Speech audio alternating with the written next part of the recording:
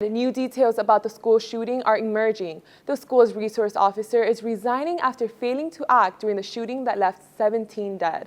Over the past 20 years, a total of 3 marshals have been stationed at different schools around Bradford County, and they're all volunteers under the Bradford County Sheriff's Office.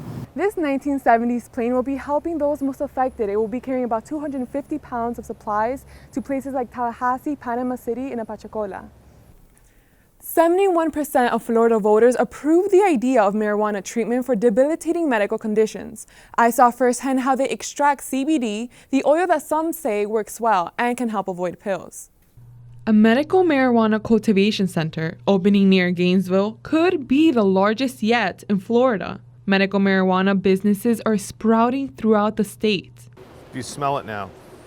You can really get a scent of what that is. Every single plant has a very distinct profile, and this is the flower. And we let this come to maturation, and this is where the medicinal components are.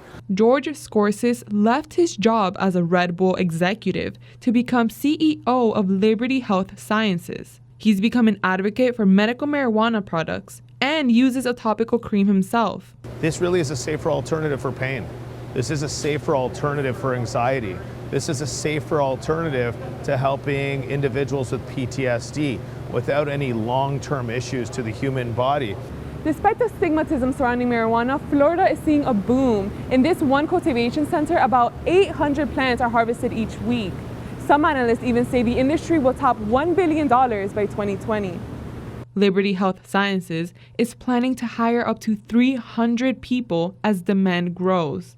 You know, taking an unrooted cutting, putting them under mist. We pot all of our plants into 2-gallon pots, a small pot, and we grow it for 3 weeks, and then it's moved into flower. Once we harvest our flower, the next step is it goes into extraction.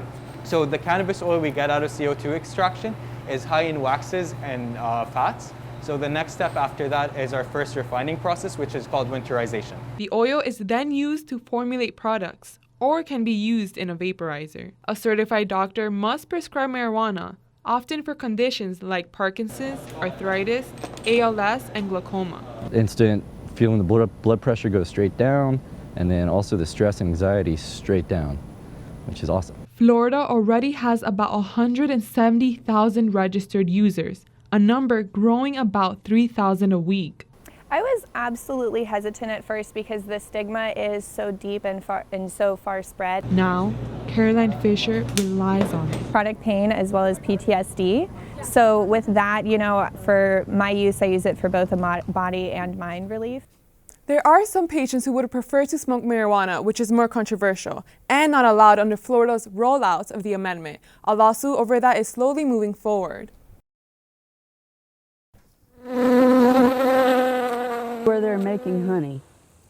And this is where I wanted them to make cut comb honey. Seth Young checks on his beehives every day since he left the Army. Because it's now his main source of income, he worries about theft. $800 to $1,000 per year per beehive, and you can get the honey, obviously. The wax is very valuable. I make candles out of it, and I also use it in cosmetic products. I make a lotion bar, I make lip balm. Honeybees are also essential for Florida agriculture. The most important thing they do is they pollinate crops. When a bee pollinates crops, that allows that crop to produce fruit.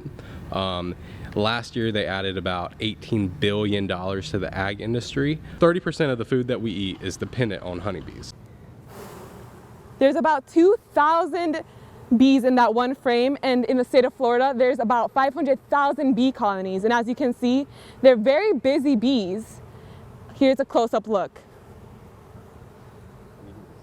In one recent year, the number of hives reported stolen reached over 1,200. Charlotte County is no stranger to the thefts, which are often hard to solve. We would send a deputy to the scene and meet with the victim, and we would entertain a formal complaint at that point. Because the losses can be severe, beekeepers are secretive about where their hives are placed. Absolutely not. No. I like you as a friend, I love you, but you won't know where my bees are. Sorry, Mom. On October 1st, the fine for stealing a hive doubles from $5,000 to $10,000. Seth hopes this will help prevent the crime. If I didn't have the bees right now, I'd be a buzz. But they actually calm me. And I'd like to see other veterans get into it. Because, getting stung 20 times by a bee, sometimes that's easier for us to do than talk to 20 people. Tap your device and go. Omni readers are the latest fare payment system the Metropolitan Transportation Authority is expanding throughout New York. But some commuters say it puts them at a disadvantage. To me, because it's not everybody that have cell phone. For me, sometimes I can't afford to pay my cell phone bill. Then I don't have cell phone for that month. So I think it will be difficult. By the end of the month, 180 subway stations will feature these machines. So for the past week, I've been using it every day and haven't had a need to refill my card, and it's 1,000 times easier. My phone I'm usually have in my hand because it's a basic extension of my body at this point. MTA spokesman Andre Berman said in a phone interview the new system will be easier for commuters. Omni will support the paper option for now, but it will be gone by 2023. I use like a monthly MetroCard, so I've never tried it. But if they do implement them where I'm able to buy a month MetroCard, then yeah, I would definitely try it. By 2021, MTA will roll out a physical Omni card for those without smartphones. Clarisa Melendez, Columbia Journalism News.